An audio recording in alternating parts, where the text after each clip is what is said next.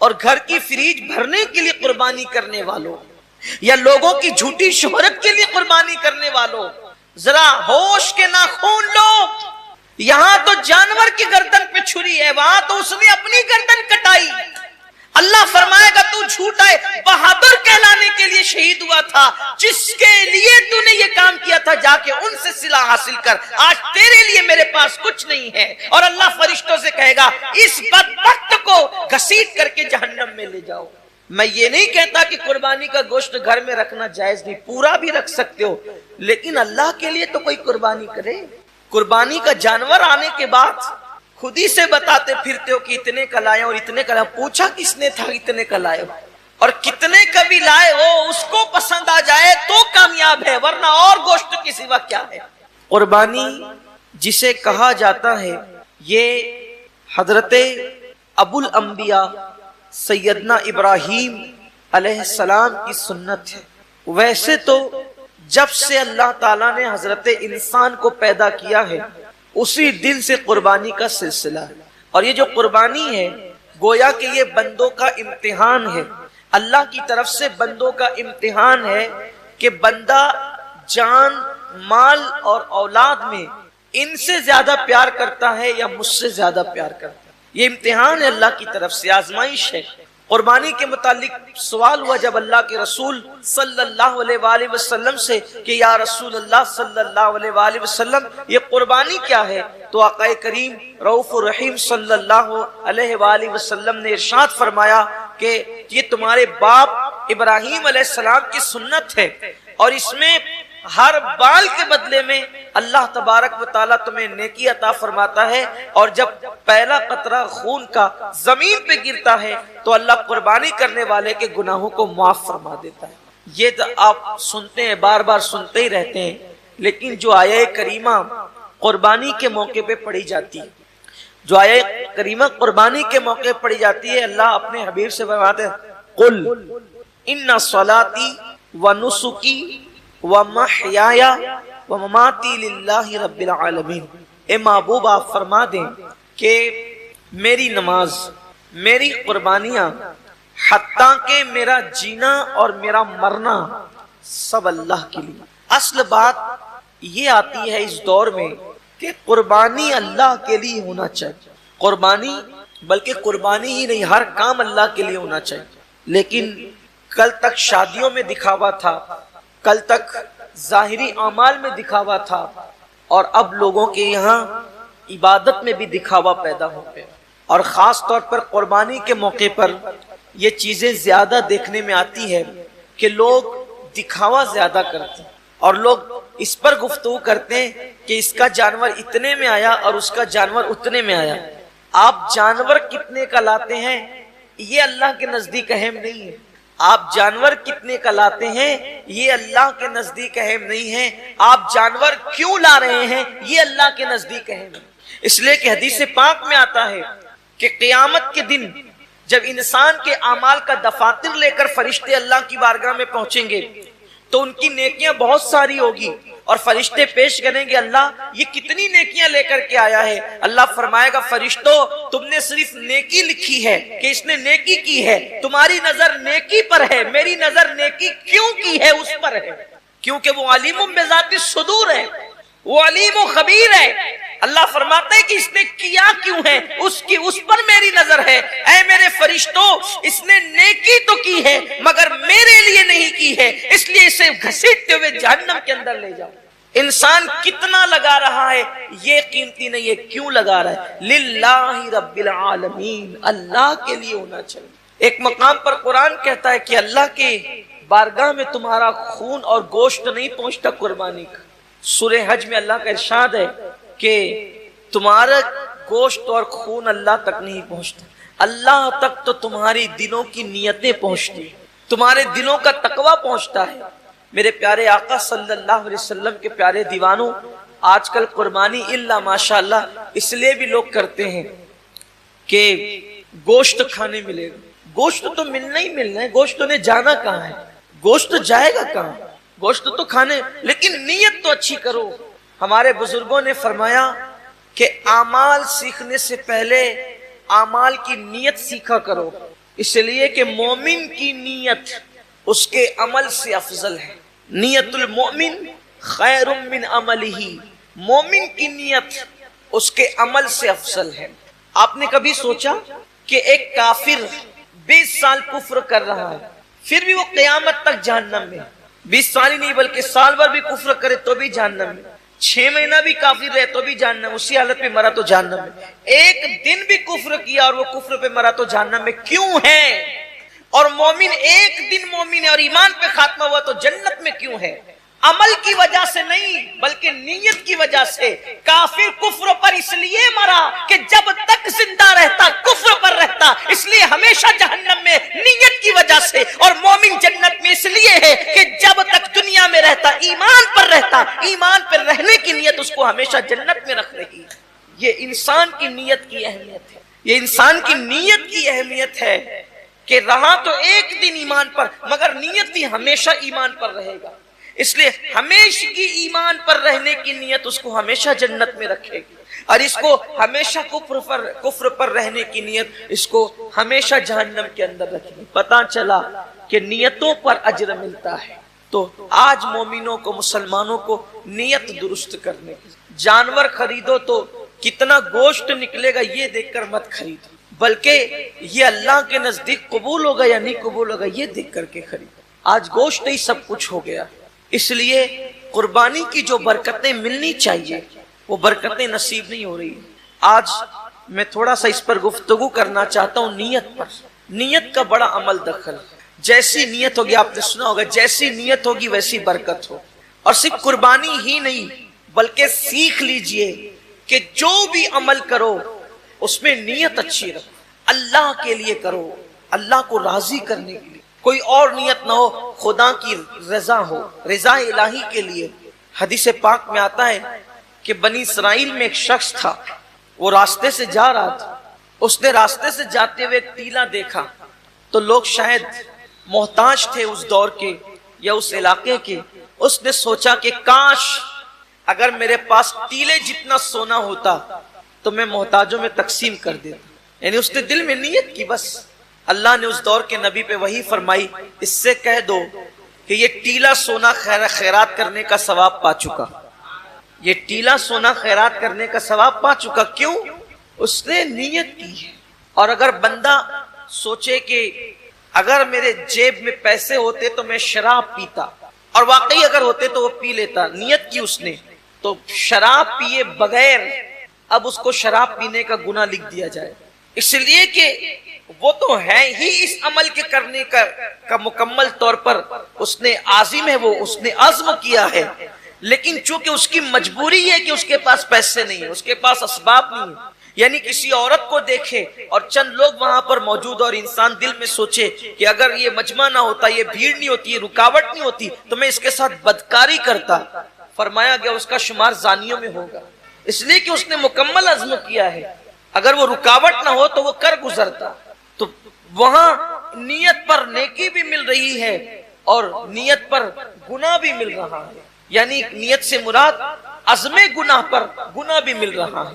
میرے آقا صلی اللہ علیہ وسلم کے دیوانوں، تو اللہ کے لیے بہت ساری عبادتیں انسان اللہ کے لیے نہیں کرتا، دکھاوے کے لیے کرتا ہے یا کسی اور نیت سے کرتا ہے، تو نیکی کر کے بھی وہ نیک نہیں ہوتا، بلکہ وہ اپنے ذوم میں، اپنی فکر میں نیکی کر رہا ہوتا ہے، لیکن اس کا شمار گناہ کرنے والوں میں ہوتا ہے.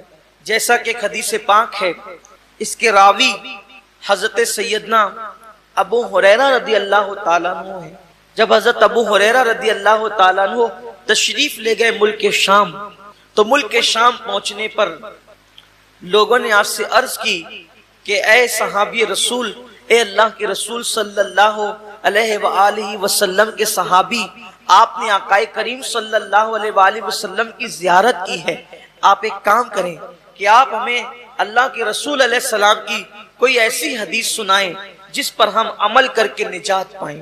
اب بہت دھیان سے سننا آپ لوگ بھی، کہ سننے والے بہت طویل بات نہیں سن رہے تھے، بلکہ کوئی مختصر اور بہت جامع انہیں کوئی مضمون چاہیے تھا.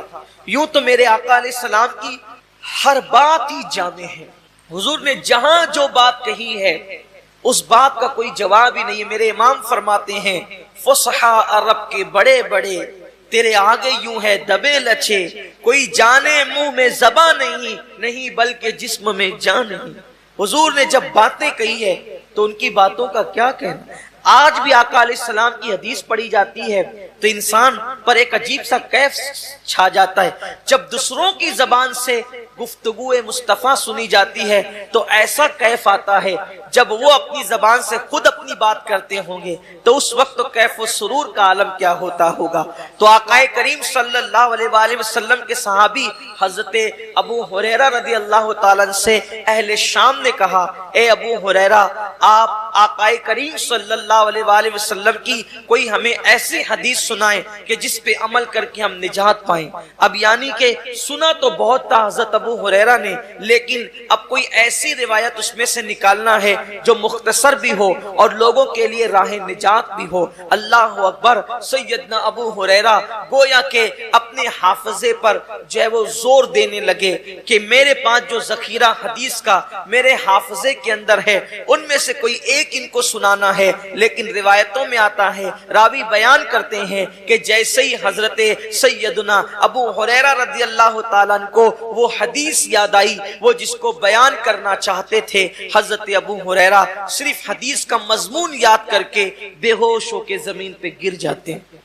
امام غزالی رحمت اللہ علیہ لکھتے ہیں کہ مضمون حدیث یاد کر کے حضرت ابو ہریرہ زمین پہ گر گئے۔ جب آپ کو ہوش آیا، لوگوں نے پوچھا، اے ابو ہریرہ کیا بات ہے؟ حضرت ابو ہریرہ فرماتے ہیں جس حدیث کو سننے کی تم بات کرتے ہو اس کا مضمون میرے ذہن میں آیا تو اسی لیے مجھ پر غشی طاری ہو گئی۔ اور پھر اب حضرت سیدنا ابو ہریرہ رضی اللہ تبارک و تعالی عنہ حدیث بیان کرتے ہیں۔ حضرت ابو ہریرہ رضی اللہ تعالی فرماتے ہیں، اے اہل شام، تم میرے نبی کا فرمان سننا چاہتے ہو تو سنو، قیامت کے دن کے بارے میں ہم سب کے آقا و مولا مصطفیٰ جان رحمت صلی اللہ علیہ وآلہ وسلم نے فرمایا کہ سب سے پہلے قیامت کے دن اللہ تعالیٰ 3 لوگوں کا حساب لے گا۔ قیامت کے دن سب سے پہلے کتنوں کا حساب ہوگا؟ 3 لوگوں کا۔ اور اللہ کے رسول علیہ السلام نے فرمایا کہ شہید جو شہید ہوا تھا، یعنی جس نے جام شہادت نوش کیا تھا، شہادت سے بڑھ کر کوئی عمل ہو سکتا ہے؟ اس لیے کہ شہید وہ ہوتا ہے جس نے اپنی جان اللہ کے لیے ختم کر، یعنی جان ہی دے دی اس نے۔ شہید نے، قربانی میں تو ہم جانور کی گردن پہ چھری چلاتے ہیں، شہید نے تو اللہ کے لیے اپنی گردن پیش کر دی۔ شہید نے اپنی گردن پیش کر دی۔ سب سے پہلے شہید آئے گا اور اللہ تبارک و تعالیٰ اس شہید کو اپنی نعمتیں یاد دلائے گا، اور نعمتیں یاد دلا کر کے اللہ تعالیٰ جب اس کو اپنی نعمتیں یاد دلائے گا تو پوچھے گا، اے میرے بندے، میں نے تجھے اتنی نعمتیں دی، اب بتا تو نے میرے لیے کیا کیا؟ شہید عرض کرے گا، مولا تو جانتا ہے کہ تو نے مجھے نعمت دی تو میں نے تیرے لیے اپنی جان قربان کر دی، گلا کٹا دیا، گردن کٹا دیا اور میں شہید ہو گیا، میں نے جان دے دی تیرے لیے۔ اللہ فرمائے گا تو جھوٹا ہے، اللہ فرمائے گا تو جھوٹا ہے، تو نے اس لیے گردن نہیں کٹائی تھی کہ میں راضی ہو جاؤں، بلکہ تو نے اس لیے گردن کٹائی تھی تاکہ لوگ تجھے بہادر کہیں، لوگ تجھے بہادر کہیں۔ بہادر کہلانے کی وجہ سے تو نے یہ کام کیا تھا، سو وہ لوگوں نے تجھے کہہ دیا اور میں نے تجھے بہادر کہلوا دیا، اس لیے آج تیرے لیے میرے پاس نہیں ہے کچھ، اور تو نے جس کے لیے عمل کیا تھا اب جا کر کے ان سے صلہ حاصل کر لے۔ گھر کی فریج بھرنے والوں اور گھر کی فریج بھرنے کے لیے قربانی کرنے والوں، یا لوگوں کی جھوٹی شہرت کے لیے قربانی کرنے والوں، ذرا ہوش کے ناخون لو۔ یہاں تو جانور کی گردن پہ چھری ہے، وہاں تو اس نے اپنی گردن کٹائی۔ اللہ فرمائے گا تو جھوٹا ہے، بہادر کہلانے کے لیے شہید ہوا تھا، جس کے لیے تو نے یہ کام کیا تھا جا کے ان سے صلہ حاصل کر، آج تیرے لیے میرے پاس کچھ نہیں ہے۔ اور اللہ فرشتوں سے کہے گا اس بدبخت کو گھسیٹ کر کے جہنم میں لے جاؤ۔ میں یہ نہیں کہتا کہ قربانی کا گوشت گھر میں رکھنا جائز نہیں، پورا بھی رکھ سکتے ہو، لیکن اللہ کے لیے تو کوئی قربانی کرے۔ قربانی کا جانور آنے کے بعد خود ہی سے بتاتے پھرتے ہو کہ اتنے کا لائے اور اتنے کا لائے، پوچھا کس نے تھا اتنے کا لائے اور کتنے کبھی لائے ہو اس کو پسند آ جائے تو کامیاب ہے، ورنہ اور گوشت کے سوا کیا ہے۔ اس کا چرچا مت کرو کہ آپ قربانی کتنے کی کریں، اس لیے کہ کبھی کبھی وہ بہت چھوٹوں کی بھی قبول کر لیتا ہے، بہت چھوٹی قربانیاں بھی وہ قبول کر لیتا ہے، وہ بہت بڑی بڑی بھی رد کر دیتا ہے۔ اللہ کے رسول صلی اللہ علیہ وآلہ وسلم نے ایک جنگ کے موقع پر صحابہ سے فرمایا کہ آج اسلام کو پیسوں کی اور چندے کی ضرورت ہے، سو لاؤ۔ اللہ نے جس کو جتنی حیثیت دی۔ ایک بوڑھی عورت کو پتا چلا کہ اللہ کے رسول نے اسلام کے لیے کچھ طلب فرمایا ہے، تو اس نے ایک یہودی کے گھر جا کر اس سے کہا کہ چند سیر کھجورے مجھے قرض دے دے، میں تجھے لوٹا دوں گی چرخہ کاٹ کے۔ اور جب وہ کھجورے لے کر کے آئی تو سرکار کے ہاتھوں میں دے دیا۔ اللہ کے رسول نے فرمایا کہ جتنا یہ ڈھیر لگا ہے نا چندے کا، اس کی دو دو کھجوریں سارے ڈھیر پہ رکھ دو۔ کمیت میں زیادہ نہیں تھی وہ، یعنی کوانٹیٹی میں زیادہ نہیں تھی، بہت مختصر سی کھجوریں تھی، لیکن سب کے صدقے پر، سب کے چندے پر اس کا چندہ ملا کر کے رکھا گیا۔ پوچھا گیا یا رسول اللہ سب کا ایک ایک جگہ رکھا اور اس کا سب پر پھیلا دیا؟ حضور نے فرمایا اس بڑھیا کا اخلاص اتنا ہے کہ اس کے صدقے میں اللہ نے سب کا قبول کر لیا ہے۔ بات کوانٹیٹی کی نہیں ہے، کوالٹی کی بات، کوالٹی کی ہے۔ اگر آپ 70,000 کا جانور بھی خرید کر کے لائے، نیت اچھی نہیں ہے تو آپ 7,000 والے سے آگے نہیں بڑھ سکتے، اور 7,000 والے کی نیت اچھی ہے تو وہ 70,000 والے سے آگے ضرور بڑھ جائے۔ نیت بہت اچھی ہونی چاہیے، نیت کے اندر کوالٹی ہونی چاہیے۔ تو حضرت سیدنا ابو ہریرہ رضی اللہ تعالیٰ عنہ فرماتے ہیں کہ وہ شہید ہوگا، شہادت کے بعد بھی اس کو جہنم میں لے جائے جائے۔ پھر فرماتے ہیں ایک دوسرا بندہ اللہ کی بارگاہ میں آئے، اور آنے کے بعد وہ بندہ جب حاضر ہوگا تو اللہ رب العزت اس کو اپنی نعمتیں یاد دلائے گا، اور جب اللہ تعالیٰ اس کو اپنی نعمتیں یاد دلائے گا تو اللہ فرمائے گا کہ بندے تو نے میرے لیے کیا کیا؟ تو وہ جواب دے گا مولا میں نے علم حاصل کیا، علم پڑھا، اور علم سے میں نے خوب خدمت کی، تلاوت قرآن کی اور پڑھا پڑھایا، سب کچھ کیا، اپنا وقت دیا، وقت لگایا۔ اللہ فرمائے گا تو جھوٹا ہے، تو اس لیے تقریریں کرتا تھا، علم پڑھاتا تھا، خطابت کرتا تھا، تلاوت کرتا تھا کہ لوگ تجھے عالم کہے، قاری کہے، سو تجھے کہلوا دیا گیا۔ آج تیرے لیے ہمارے پاس کچھ نہیں ہے، جن کے لیے کیا تھا انہی سے صلہ مانگ۔ اور اللہ فرمائے گا اس کو بھی منہ کے بل گھسیٹتے ہوئے جہنم میں لے جاؤ۔ یعنی جس نے علم پڑھایا تھا، رات رات بھر مطالعہ کیا تھا، دن بھر لوگوں کے درمیان جا کر کے علوم حاصل کیے تھے، علم حاصل کیا تھا، لوگوں کے پاس سیکھا بھی تھا، سکھایا بھی تھا، تلاوتیں بھی کی تھی، لیکن اس کو وہاں کوئی صلہ نہیں ملے گا، اس لیے کہ اللہ کی رضا نہیں تھی، نیت اچھی نہیں تھی۔ آج آپ دیکھیں کہ ہماری نیتیں کہاں تک مخلص ہے، ہماری نیتوں میں کہاں تک اخلاص ہے۔ قرآن تو کہہ رہا ہے وَمَحْيَايَ وَمَمَاتِي لِلَّهِ رَبِّ الْعَالَمِينَ کہ جینا بھی اللہ کے لیے اور مرنا بھی اللہ کے لیے۔ یہاں تو چند تھوڑی بہت عبادت بھی اللہ کے لیے نہیں کر سکتے، بلکہ حد تو یہ ہے کہ لوگ جنازے میں بھی جاتے ہیں تو اللہ کے لیے نہیں جاتے۔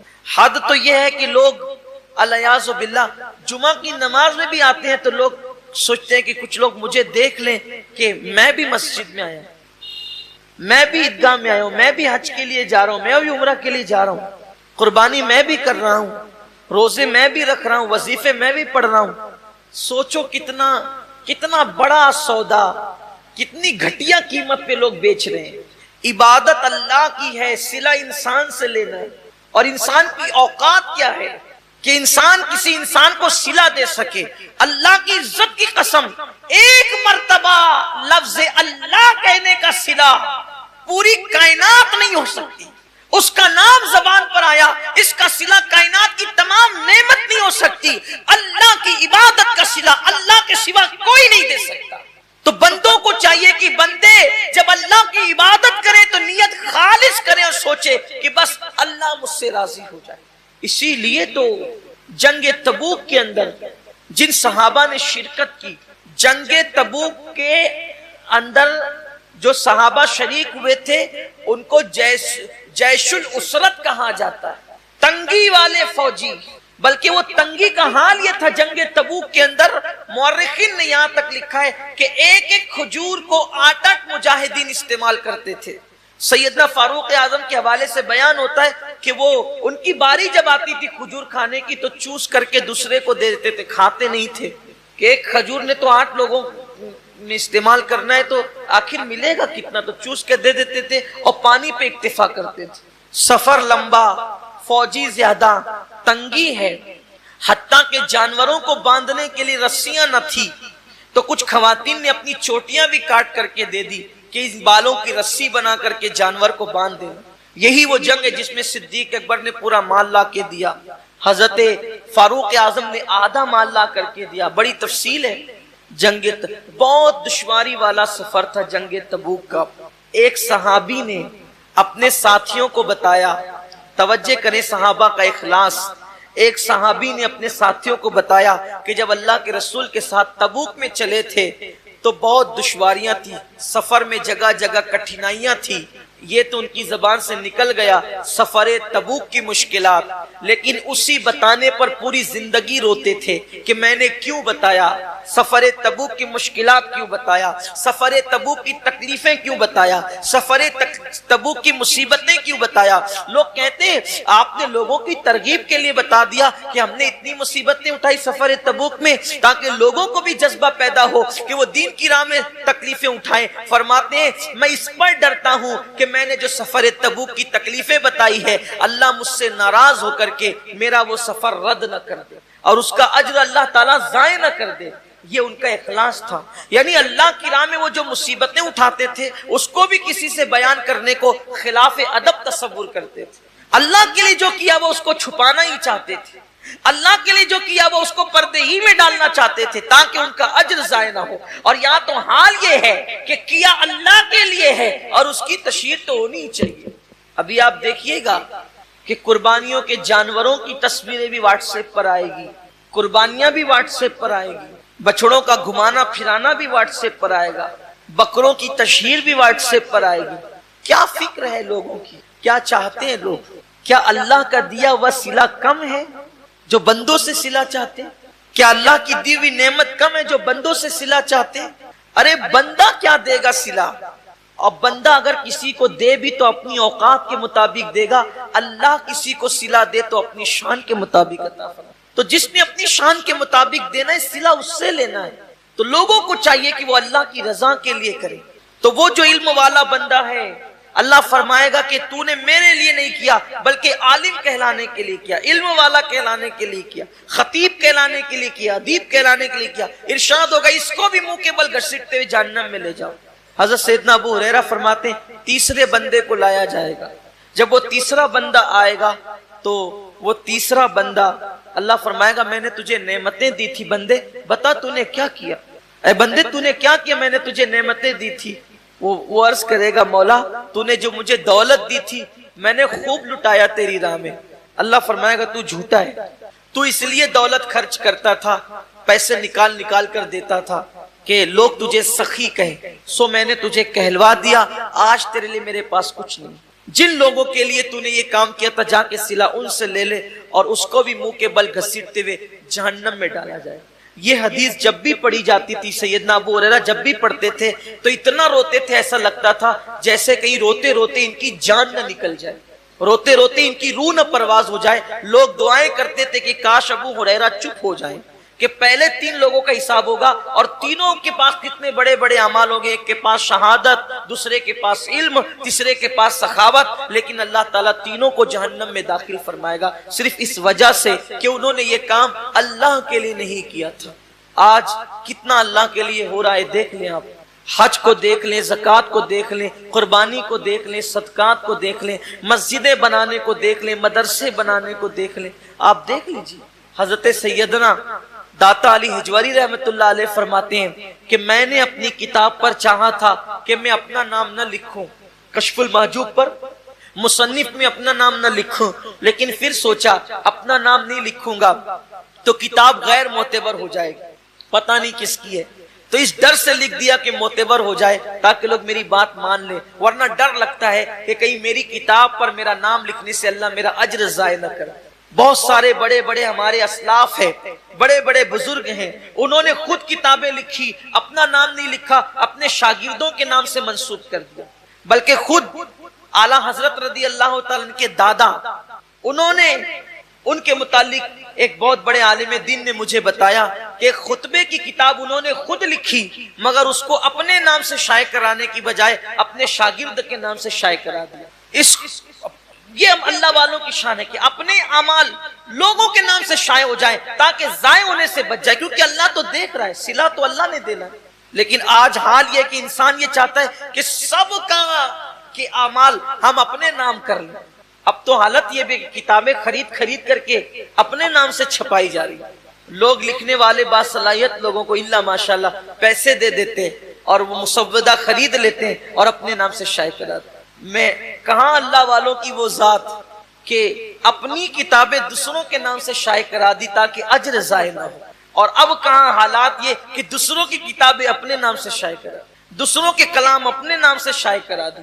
اس کا مطلب اخلاص رخصت ہو رہا ہے۔ لوگوں کے نزدیک اللہ کی رضا کی اہمیت نہیں رہ گئی، لوگوں کے نزدیک رضا الہی کی اہمیت نہیں رہ گئی، اور اللہ رب العزت اپنے محبوب سے فرما رہا ہے وَمَحْيَايَ وَمَمَاتِي لِلَّهِ رَبِّ الْعَالَمِينَ۔ حبیب اعلان کر دیے کہ زندگی بھی خدا کے لیے ہے اور موت بھی خدا کے لیے۔ اور یاد رکھنا، اپنی گفتگو کو سمیٹتے ہوئے کہہ رہا ہوں، جس کام میں اللہ کی رضا ہوگی یا اللہ کی رضا کی نیت ہوگی، جس کام میں اخلاص ہوگا، اس کام میں اللہ رب العزت کی رضا شامل ہوگی تو اس میں اللہ کی طاقت اور قوت بھی شامل ہوگی۔